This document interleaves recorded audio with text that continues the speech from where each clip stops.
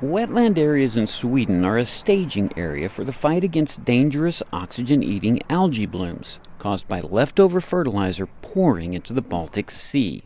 So the Baltic is, you can say, a big bay of the Atlantic. And there are 9 countries around there. There are 90 million people living there.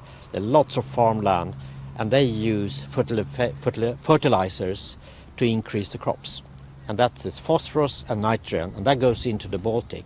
It is not the water in the wetlands that conservationists want, but the pike that come here to breed. They can actually feel or sense the warmer water coming out from the ponds, or the wetlands, sorry. And so they feel that, and they actually move towards it and up the canals and the streams, and they end up here in this wetland. And pikes are the frontline troops in the fight to control algae. In 2014, there was a total number of 62 fish that reached these spawning grounds. And in the coming years, like last year, they saw a lot of small pike that came out of the wetlands into the archipelago. And now in 2017, there has been 350 pikes. So how are pike helping to fight algae blooms?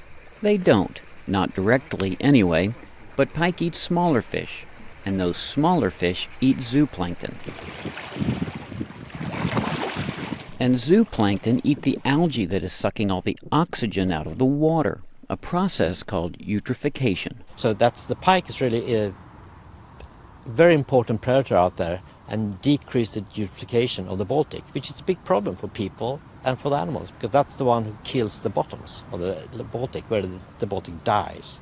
It is an example of how complicated ecosystems can be, and how making one slight tweak can have a huge impact. Kevin Enochs, VOA News, Washington.